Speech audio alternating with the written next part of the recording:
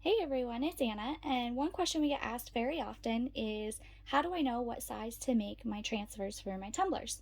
The easiest answer for that is measure it. So you're going to need your tumbler and then also a fabric measuring tape or a tailor's tape. You could pick these up anywhere. I think you can even get them at the grocery store for super cheap. So you can get them, I think, in like 3 packs from Amazon, Walmart. Like I said, even the grocery store has them.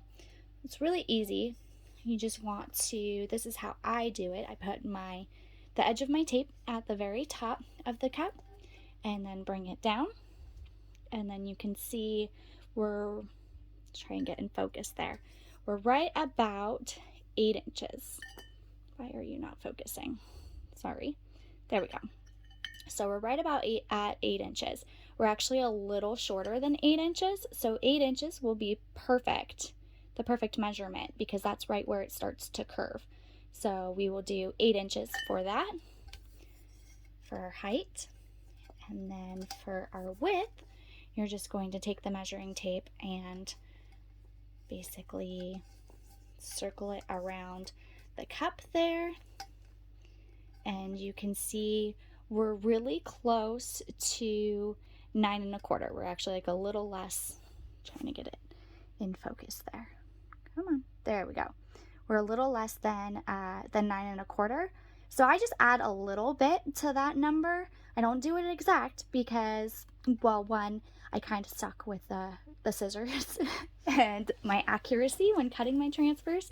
But two, you do want a slight overlap at your seam. Otherwise, if you don't have an overlap, then you're going to get that white streak that sometimes people get, and they wonder why they have a white streak at their seam. It's because they don't have any kind of overlap. So I do a very small overlap, but I also am a little bit more generous because you can always subtract, but you can't add.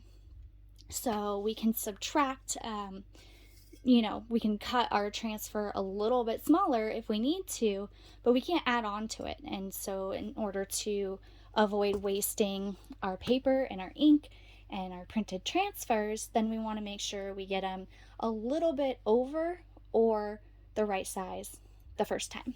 So now I'll go over to my computer and show you what I do in my design program to make sure that I have that 9.3 inches wide by 8 inches tall.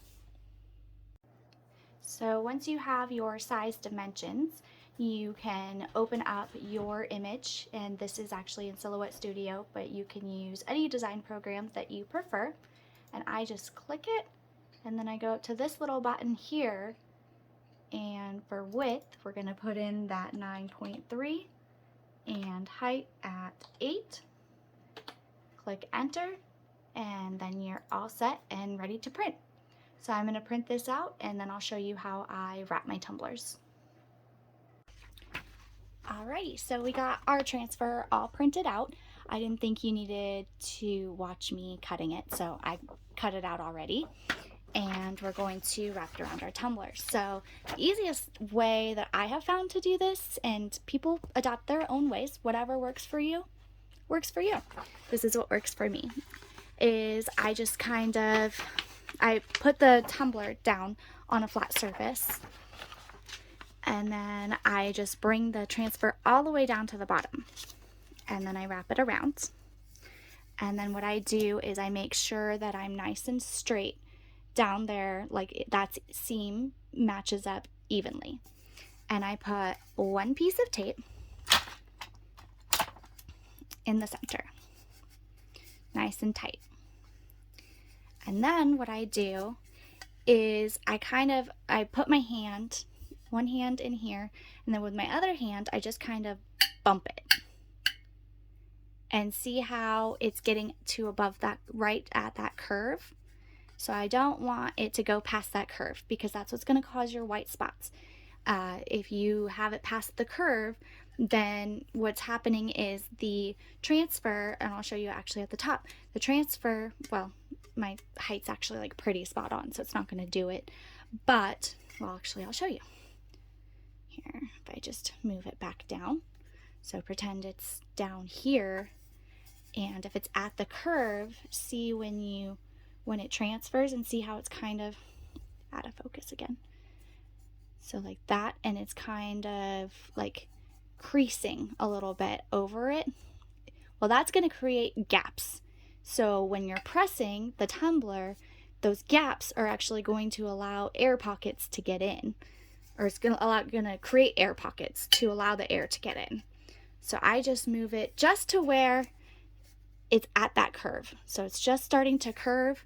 That's even just a little bit too high there. So I'll move it down just a tad. And when you only have the centerpiece, then it's still kind of pliable. So, but now at the next step, what I do is I make sure that it's super duper tight. And grab my piece of tape and put it there. And then I do the same thing at the top. I'm going to take it and make sure that it's super tight. There. And there we go. Put it there. Then what I do is I basically undo my middle piece and then tighten it more, because we had it just enough to where we could kind of maneuver it around to where we wanted, but now it's so tight that this isn't, you could see it's not maneuverable anymore. You can't move the transfer. So it's nice and stuck on there and ready to press. And I will note that I do 3 pieces of tape at the seam, just like this. It doesn't really matter where you put them, just as long as the transfer is nice and secure around the tumbler and nice and tight. So there's no way to get air pockets when you press it. So that's what I do. And that is because I use the PNW press. If you use a different press, you may have to use more tape. I have seen a lot of people that use different presses, and they have to tape all the way around the bottom, all the way around the top, and all along the seam in order to get tumblers like you will in the PNW press with only 3 pieces of tape. This is because our attachment is 12 inches long. And with that 12-inch long attachment, the entire tumbler is in there before the position where the heat starts to drop off. So I've said in many of my videos that the heat drops off at the end of the attachment. It's true for any press out there.